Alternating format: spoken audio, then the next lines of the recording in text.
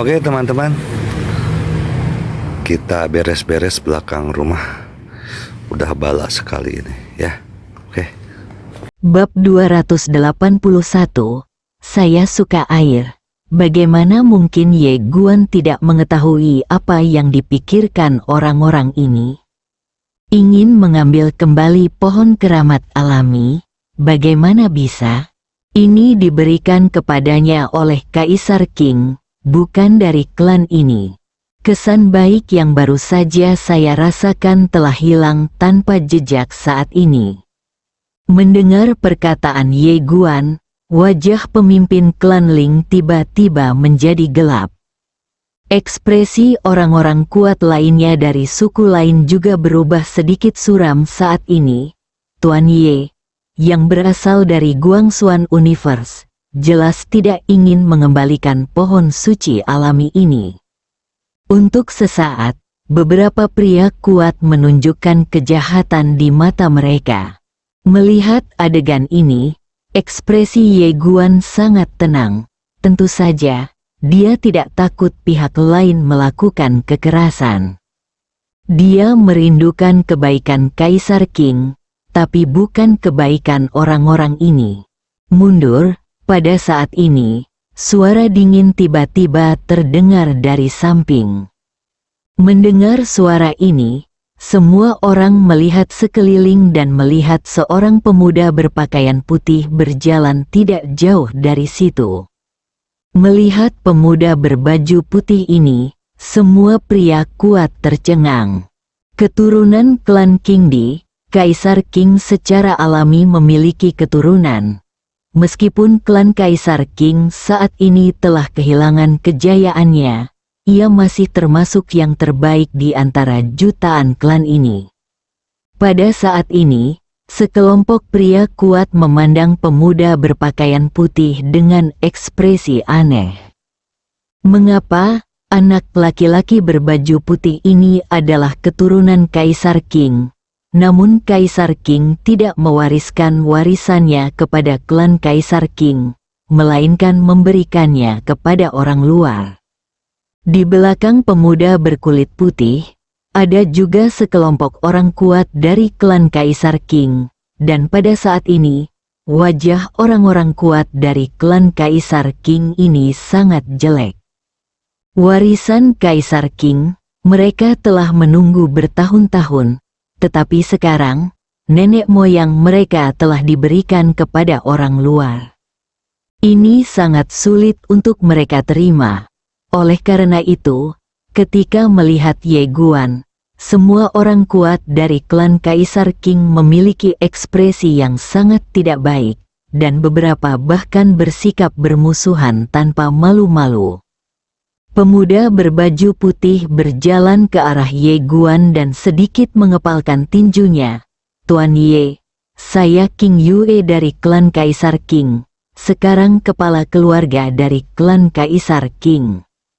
Klan Qingdi, kamu memandang Qing Yu tanpa mengucapkan sepatah kata pun. Merasa sedikit terkejut, pemuda di depannya ternyata adalah pria kuat di alam Kaisar Dewa.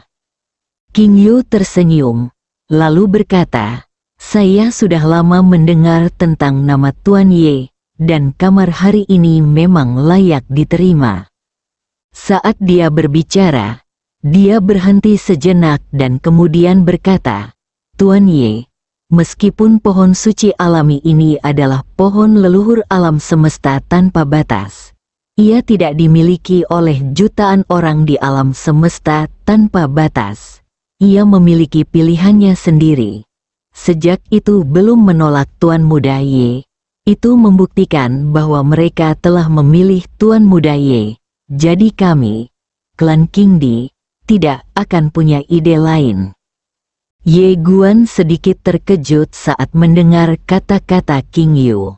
Di samping itu, ekspresi orang-orang kuat dari sejuta ras menjadi jelek. Orang-orang kuat dari klan Kaisar Qing di belakang Qing Yue juga sedikit sulit dipercaya. Menurut pendapat mereka, kepala keluarga harus berusaha untuk menjaga pohon suci alami ini. Operasi apa ini? King Yu berkata lagi, Tuan Ye, saya ingin mengunjungi Guangxuan sebentar lagi. Apakah mungkin? Ye Guan tersenyum dan berkata, tentu saja. King Yu tersenyum dan berkata, kalau begitu, aku tidak akan mengganggumu. Ye Guan mengangguk sedikit. Guangxuan Universe menyambut kepala King Yu kapan saja.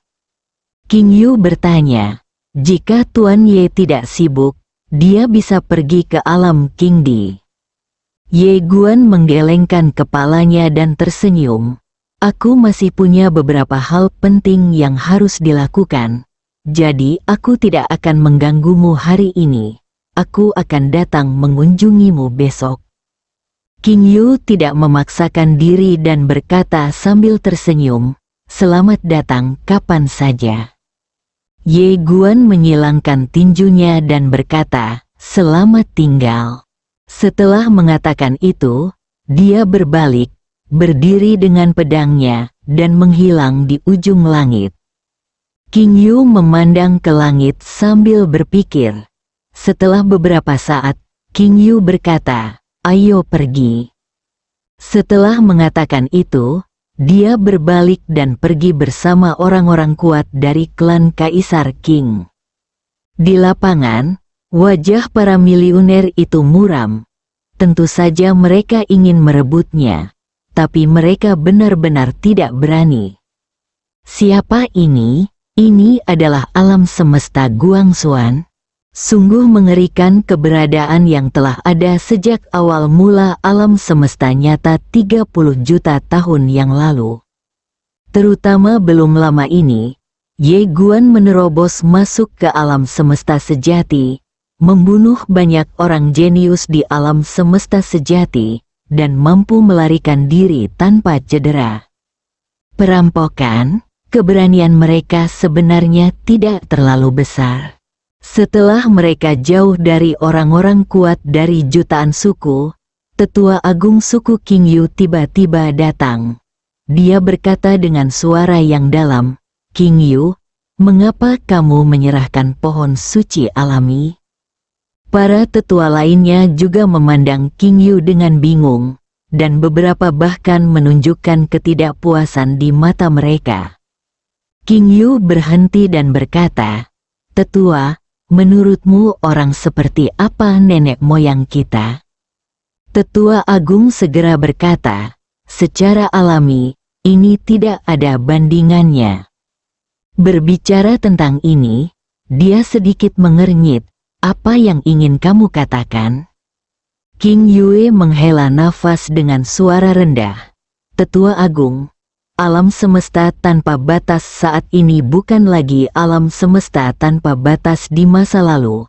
Dan klan Kaisar Qing kita bukan lagi klan Kaisar Qing yang tak terkalahkan di masa lalu. Jika tebakanku benar, para leluhur tidak akan mewarisinya. Bagi klan saya, ada dua alasan. Pertama, klan Qing di saat ini tidak dapat menyimpan warisan dan pohon suci alaminya. Saat dia berbicara, dia melihat ke arah para tetua dan berkata, pikirkanlah, jika kita mendapatkan warisan dari nenek moyang kita dan pohon keramat alami, apa yang akan dilakukan jutaan orang? Mendengar ini, wajah semua tetua tiba-tiba menjadi jelek.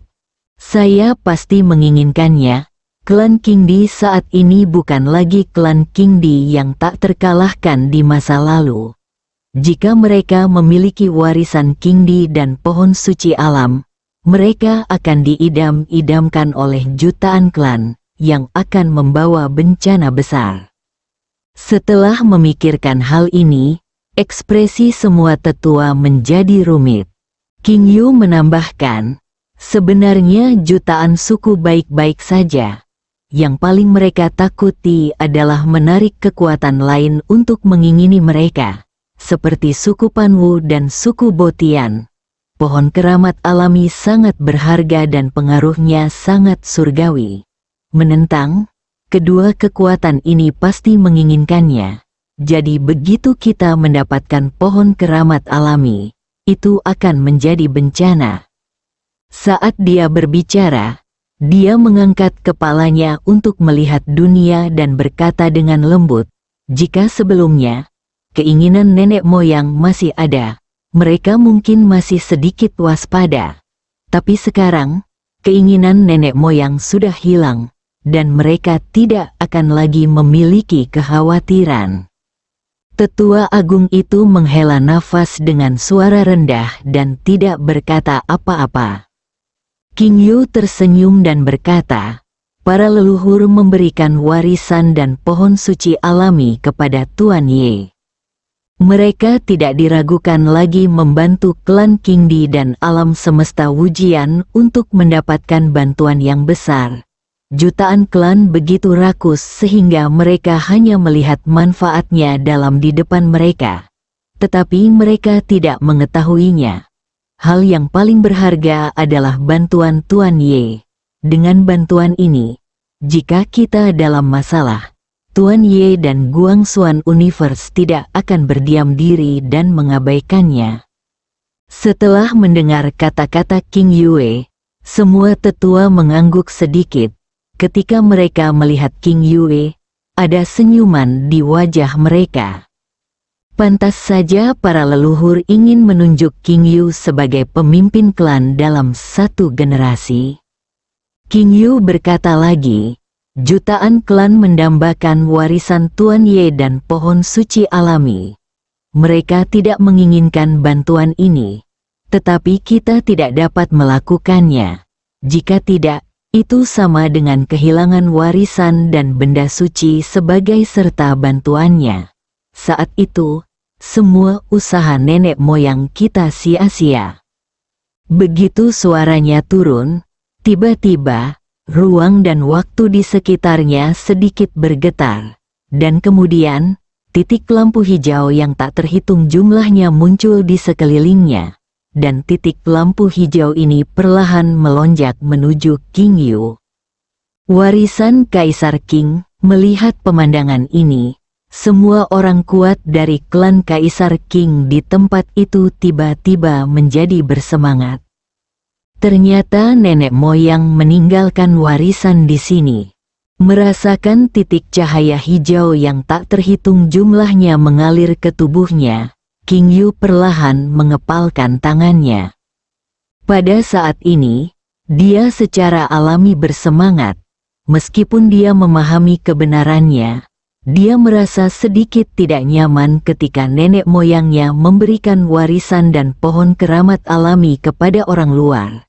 Namun dia lebih tahu bahwa nenek moyangnya memiliki niat baik dan ditujukan untuk klan Qingdi. Jika ingin disalahkan, Anda hanya bisa menyalahkan diri sendiri karena tidak cukup baik atau cukup berprestasi. Namun saat ini, ketika menerima warisan tersebut, ia semakin bahagia dan gembira karena telah mendapat restu dari leluhurnya. Jika keturunannya tidak kompeten, menjadi orang biasa adalah sebuah berkah.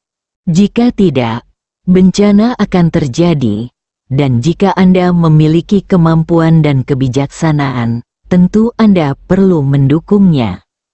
Setelah Ye Guan meninggalkan alam semesta Wujian, dia pergi ke silsilah Shinto di bawah bimbingan seorang wanita misterius.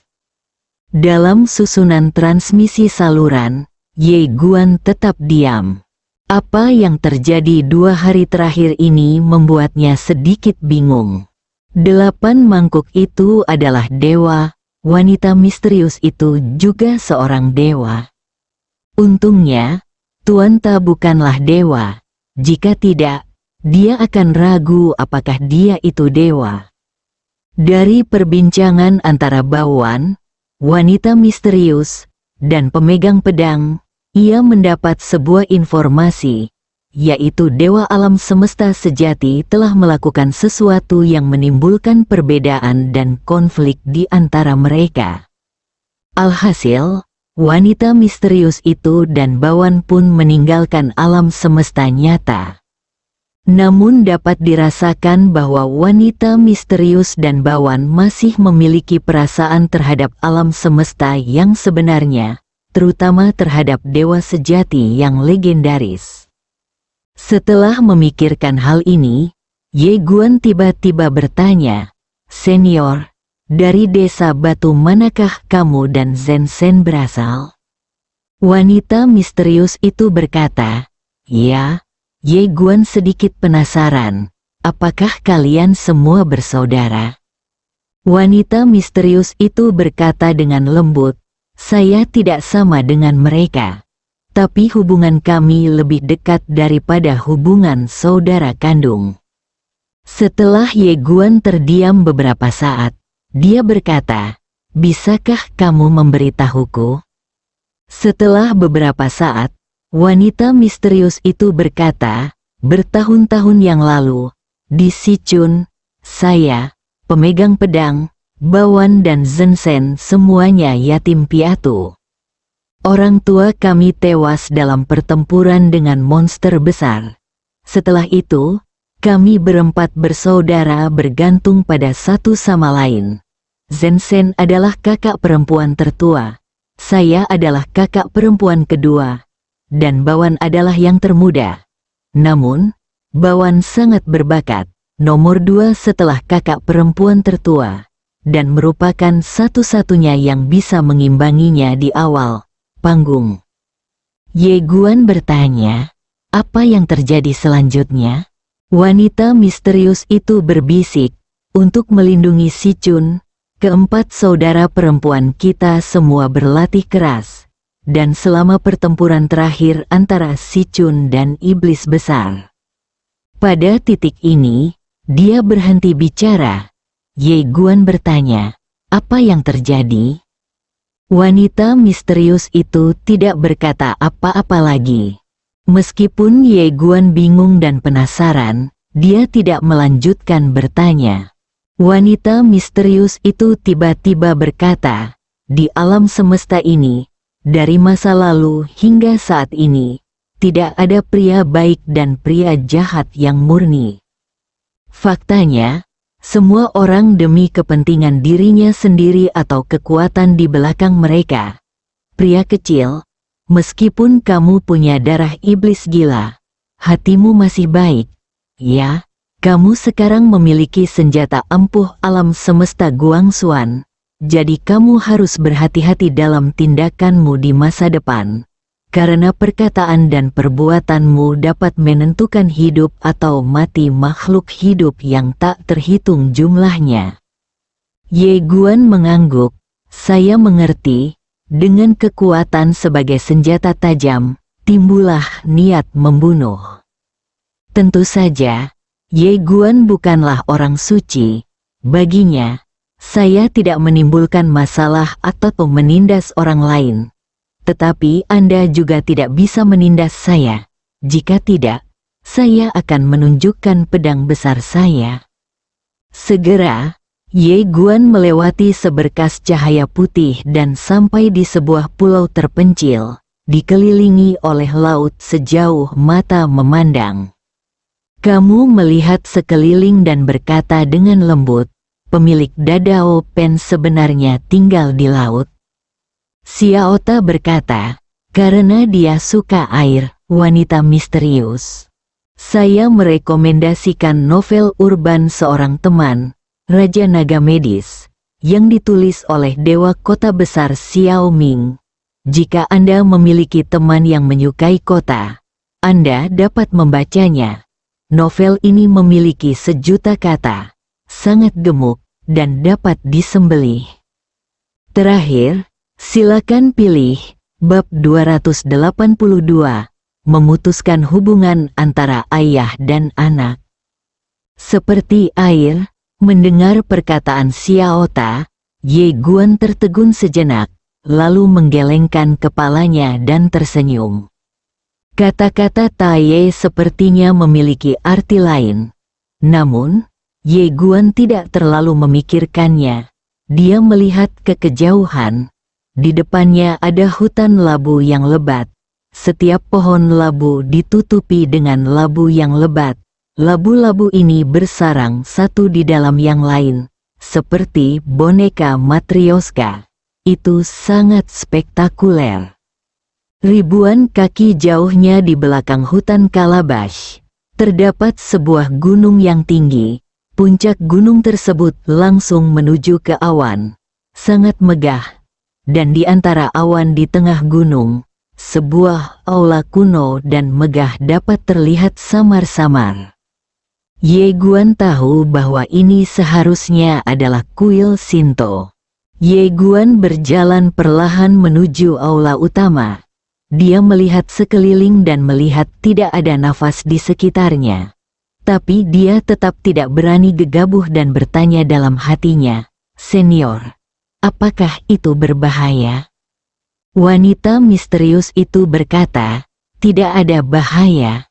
Ye Guan mengangguk sedikit dan kemudian meningkatkan kecepatannya. Setelah beberapa saat, Ye Guan berjalan melewati hutan labu dan sampai ke aula utama. Aula utama ini sudah sangat tua, dan tampilan aslinya agak kabur. Segala sesuatu di dunia tampak begitu kecil jika dihadapkan pada waktu. Dikelilingi oleh rumput liar yang ditumbuhi rumput liar, tempat itu sunyi dan agak terpencil. Ye Guan melihat tepat di atas aula utama, di mana ada beberapa karakter besar yang sangat buram sehingga hampir tidak terlihat. "Silsilah Shinto," Ye Guan berbisik, "ini sangat sunyi." Wanita misterius itu berkata, "Itu dulu, Anda tidak tahu betapa cemerlangnya silsilah Shinto pada puncaknya. Itu bahkan lebih cemerlang daripada alam semesta yang sebenarnya sekarang. Pada saat itu, mereka menguasai seluruh alam semesta, dan penguasa alam semesta. Pena Dao didasarkan pada Dao, terus-menerus mendobrak batas-batas alam semesta, mengembangkan dan menjelajahi bagian luar. Alam semesta misterius Anda adalah salah satu alam semesta yang ia jelajahi." Ye Guan sedikit mengernyit. Apakah dia menemukan Guangxuan Universe? Wanita misterius itu berkata, "Ya." Tapi sejak dia kembali dari Guangxuan Universe, dia tidak menonjolkan diri. Terlebih lagi, dia sepertinya terluka. Ye Guan sedikit terkejut. "Terluka?" Wanita misterius itu berkata. "Ya, saat bertarung dengan kakak perempuan tertua." Kakak perempuan tertua mengatakan bahwa dia terluka dan tidak ingin mengambil keuntungan dari bahaya orang lain. Jadi dia tidak terus mengejar dan memukulinya. Ye Guan berkata dengan sungguh-sungguh, "Silsilah Shinto kemudian digulingkan oleh alam semesta sejati?" Wanita misterius itu berkata, "Pada saat itu, yang ada bukanlah alam semesta yang sebenarnya, melainkan Sichun." "Ishimura," Ye Guan berkata dengan lembut, "pertempuran itu pasti sangat sengit, bukan?" Wanita misterius itu berkata, "Itu sangat sengit sehingga Anda tidak dapat membayangkannya." Dalam pertempuran itu, garis keturunan Shinto langsung terpecah. Penguasa Pena Tao diusir dari alam semesta yang sebenarnya. Keberuntungan Pena ditekan dan bisa tidak lagi memasuki alam semesta yang sebenarnya. Selain itu, Shinto banyak orang kuat di bawah silsilah ini telah meninggal, dan beberapa telah ditekan. Namun sekarang, semua dunia dan semua alam semesta relatif tidak mengenal silsilah Shinto. Ye Guan mengangguk sedikit, dia sangat asing dengan silsilah Shinto. Saat dia berbicara, Ye Guan sudah berjalan ke pintu aula utama. Ketika dia melihat lebih dekat, dia melihat bahwa aula utama sudah ternoda karat yang terkikis oleh waktu, dan udara di sekitarnya dipenuhi dengan bau pembusukan. Ye Guan menghela nafas. Akhir dari puncaknya adalah kemunduran. Setelah mengatakan itu, Dia berjalan ke aula utama. Begitu dia melangkah ke aula utama dengan kaki kanannya, awan debu beterbangan dari tanah. Ye Guan melambaikan lengan bajunya, dan debu di aula tersapu oleh suatu kekuatan. Ye Guan melihat ke depan aula, di mana ada dua patung. Patung di sebelah kiri memegang pena, dan pena yang dia lihat adalah pena Daoda yang sama yang dipegang oleh kakak perempuannya sebelumnya. Jelas sekali, patung ini adalah pemilik Dao Pen yang legendaris. Di sisi kanan pemilik Avenue Pen terdapat patung seorang wanita. Wanita tersebut sedang tersenyum dan terlihat sangat pendiam. Ia sedang memegang sebuah buku kuno di tangan kanannya. Saat ini, kedua patung tertutup sarang laba-laba dan debu, dan tampak sangat sunyi. Ye Guan melambaikan tangan kanannya dengan lembut, dan jaring laba-laba serta debu di kedua patung itu segera menghilang. Ye Guan memandangi patung ahli Dadao Pen dan berkata dengan lembut, "Senior, bagaimana kamu membiarkan dia keluar?" Wanita misterius itu berkata, "Saya tidak tahu." Ye Guan tercengang. Wanita misterius itu berkata, "Saya tidak terlalu mengenalnya." Wajah Ye Guan penuh dengan garis hitam, lalu dia berkata, "Tuan Ta." Setelah Xiao Ta terdiam beberapa saat, dia berkata, "Aku juga tidak terlalu mengenalnya." Ye Guan tiba-tiba terdiam. "Apakah kamu bermain-main denganku?" Xiao Ta berkata, "Kamu bisa berbicara dengannya." Ye Guan sedikit mengernyit. "Apa yang kamu bicarakan?" Xiao Ta berkata, "Mari kita bicara dengan santai." Ye Guanren tiba-tiba menjadi mati rasa. "Aku juga tidak terlalu mengenalnya." Xiao Ta berkata, "Pikirkan tentang gadis 8 mangkuk." 8 mangkuk. Setelah Ye Guan terdiam beberapa saat, dia berjalan ke arah pemilik pena jalan. Dia menatap patung pemilik pena jalan. "Senior, ayo kita bicara." Patung itu tidak merespon. Ye Guan berpikir sejenak, lalu mengeluarkan menara kecil itu. "Tidak masalah jika kamu tidak memberiku wajah. Tapi kamu harus memberiku wajah, kan?" Menara kecil itu langsung berubah menjadi cahaya keemasan dan tenggelam ke dalam tubuh Ye Guan. Ye Guan tercengang.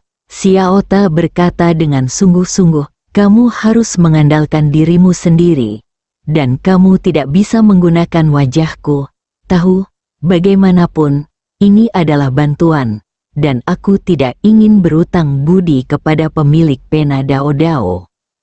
Ye Guan terdiam dan kehilangan muka. Intuisinya memberitahunya bahwa tuan ini tidak memiliki wajah sama sekali dengan pemilik Dadao Bi.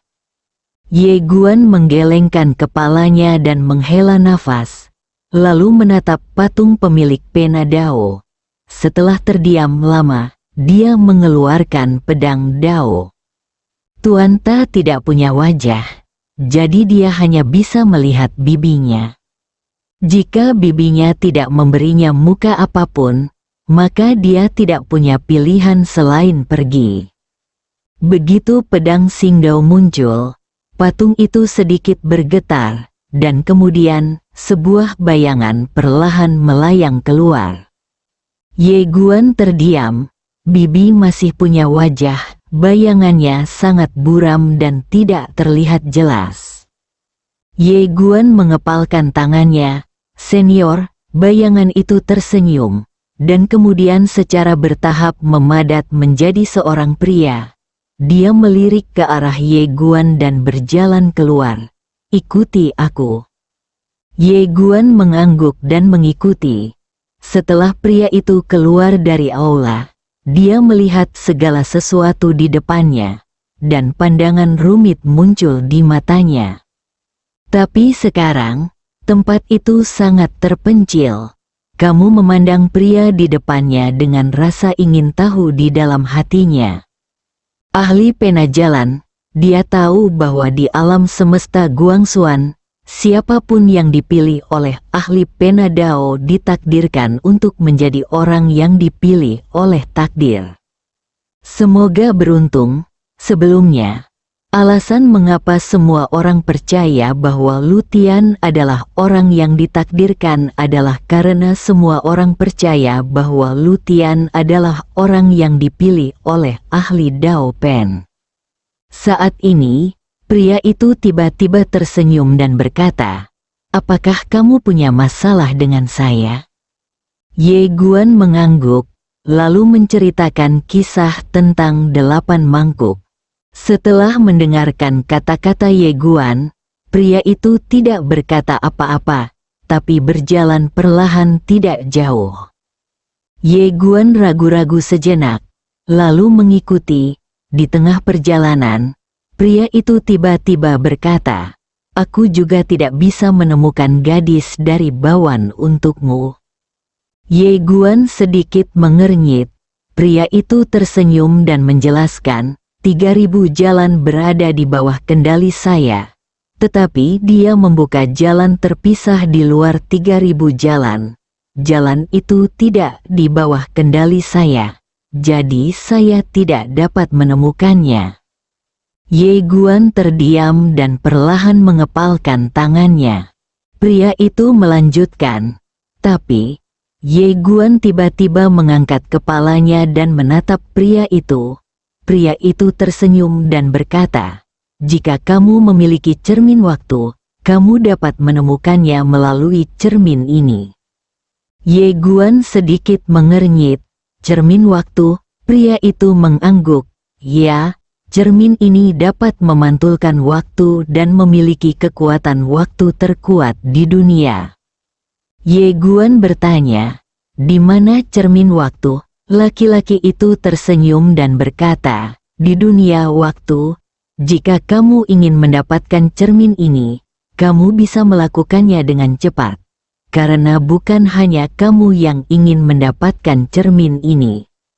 Ye Guan mengepalkan tangannya, "Terima kasih." Setelah mengatakan itu, dia berbalik dan pergi. Saat ini, pria itu tiba-tiba berkata, "Tunggu." Ye Guan berhenti dan menoleh untuk melihat pria itu. Pria itu memandang Ye Guan dan berkata, "Hati-hati." Ye Guan tertegun sejenak, lalu berkata, "Apa?" Pria itu tersenyum, tapi tidak berkata apa-apa lagi, dan tubuhnya perlahan menghilang. "Kamu memandang pria itu? Saya mendengar bahwa Anda dapat mengendalikan nasib semua makhluk hidup. Tetapi apakah itu benar?" Pria itu tertawa. "Apakah gadis di dalam dirimu mengatakan hal itu padamu?" Ye Guan tidak menjawab. Pria itu tersenyum dan berkata, "Dunia ini sangat rumit. Perbedaan posisi, perbedaan kepentingan, dan perbedaan keyakinan semuanya akan menimbulkan permusuhan. Alam semesta yang sebenarnya adalah musuh bagi Anda. Dan saya juga musuh bagi Anda, karena kita memiliki perbedaan, posisi, keyakinan berbeda, kepentingan berbeda." Ye Guan terdiam. Laki-laki itu menambahkan, "Baik dan buruk pada hakikat berbeda kedudukan, sama seperti Bawan. Nona Bawan adalah dewa alam semesta yang sebenarnya. Menurut Anda dia baik atau buruk?" Ye Guan memandang pria di depannya dan tidak berkata apa-apa. Saat pria itu hendak berbicara, Ye Guan tiba-tiba berkata, "Saya mengerti maksud senior. Bagi saya, alam semesta sejati itu buruk. Saya tidak akan menganggap alam semesta sejati itu tidak buruk hanya karena saya menyukai Bawan. Jika ada alam semesta menyerang alam semesta lain, alam semesta tidak buruk. Jadi apa yang dianggap buruk? Tentu saja. Saya juga tahu bahwa Tuhan yang sebenarnya sangat baik di alam semesta yang sebenarnya. karena dia mewakili kepentingan dewa alam semesta yang sebenarnya. Jadi ayo pergi dan menang. Putuskan apa yang benar atau salah." Pria itu tertawa dan berkata, "Siapapun yang menang menentukan benar dan salah. Inti permasalahannya adalah kekuatan, sama seperti bibimu. Dia tidak pernah berdebat dengan orang lain karena tidak ada yang tidak bisa diselesaikan dengan pedang." Ye Guan mengangguk sedikit, "Menurutku ini bagus. Ini adalah dunia di mana yang kuat dihormati. Anda bisa bersikap masuk akal. Tetapi jika Anda benar-benar memiliki masalah dengan orang-orang tertentu, Anda tidak bisa bersikap masuk akal. Karena tidak semua orang di dunia ini bisa disebut manusia." Pria itu memandang Ye Guan, lalu berkata, "Jalan masa depanmu akan lebih sulit daripada ayahmu dan kakekmu. Ayo." Setelah mengatakan itu, tubuhnya perlahan menjadi tidak nyata. Namun, ekspresi Ye Guan berubah drastis, dan dia dengan cepat berkata, "Senior, jangan seperti ini. Perjalananku sangat sulit, jangan buatkan pengaturan untukku." Pria itu mengangkat bahu, "Kamu adalah miliknya, jadi kamu tidak berada di bawah kendaliku. Dan sekarang menurutku dia tidak terlalu memedulikanmu, jadi kamu harus berhati-hati." Wajah Ye Guan tiba-tiba menjadi gelap. Kali ini, pria itu kembali menekankan, "Hati-hati." Setelah mengatakan itu, dia langsung menghilang. "Hati-hati." Di tempat, Ye Guan berkata dengan suara yang dalam, "Senior, apa maksudnya?" Wanita misterius itu tidak menjawab, dan Xiaota tiba-tiba berkata, "Menurut rutinitas sebelumnya, kamu mungkin akan diatur. Ayahmu dan kakekmu diatur dengan buruk sebelumnya." Wajah Ye Guan tiba-tiba menjadi gelap. Setelah hening beberapa saat, dia berkata, "Tuan Ta, saya bisa masuk ke menara untuk berlatih, kan?" Xiaota berkata, "Oke." Ye Guan mengangguk, "Oke." Setelah mengatakan itu, dia langsung memasuki menara kecil itu. Wanita misterius itu tiba-tiba berkata, "Mengapa kamu tidak mencari cermin waktu dulu?" Di tempatnya, Ye Guan menggelengkan kepalanya, "Latihan dulu, tanpa kekuatan. Bahkan jika saya menemukan 8 mangkuk, saya tidak dapat mengubah apapun, itu hanya akan membuatnya semakin sulit." Saat Bawan bunuh diri, dia putus asa, karena saat itu, dia tidak bisa berbuat apa-apa.